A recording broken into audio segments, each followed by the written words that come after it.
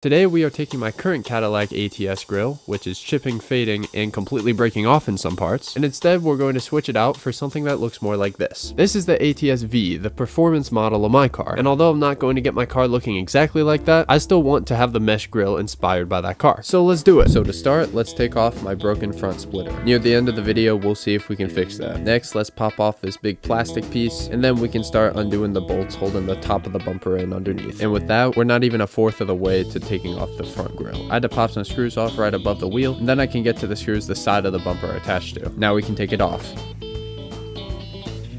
Just kidding, first I have to take out a pesky GM connector.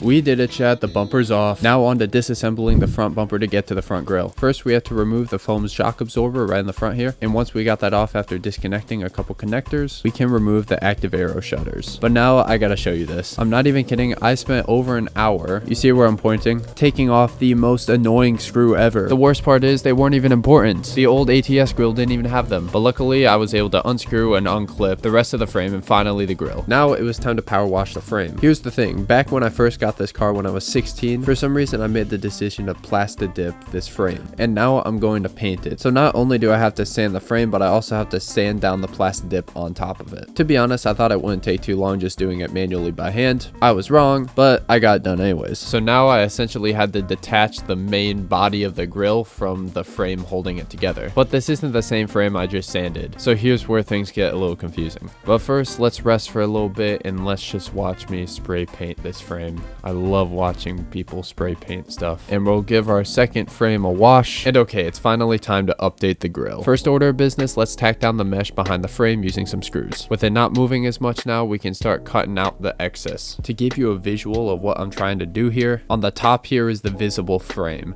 and on the bottom is the frame that the original grille was attached to, the one with all of the horizontal lines and holding the badge in place. What we're trying to do is sandwich the mesh between these two frames. Once I cut the edges just right, I folded the mesh over this lip on the back side of the frame. Then my grandpa got to setting up the epoxy. We spread the epoxy between the mesh and the frame, and then used the battery as a weight to let it dry. It took only about 5 to 10 minutes for it to dry enough so we could remove the battery and then work on the other sides. With that all done, we let it dry for another 30 minutes, and then we could start reassembling the front bumper. It was all put together with screws and clips, so as long as my organization system didn't fail me, we were all good. And for some unknown reason while I was editing this video, my SD card got corrupted and I lost all my footage for the rest of this video. It was basically the first half of this video where I was trying to figure out how to disassemble the bumper, but in reverse. I just had to put everything back together. I have a couple final clips to show you the finished product of everything. So yeah, so first, the way the badge was manufactured for the old grille. When I tried to put it on this grille, there was a noticeable gap behind it. So to fix it, I 3D printed this handy piece that filled that gap and then epoxied it to the grille. Alright, so I brought in the side pieces on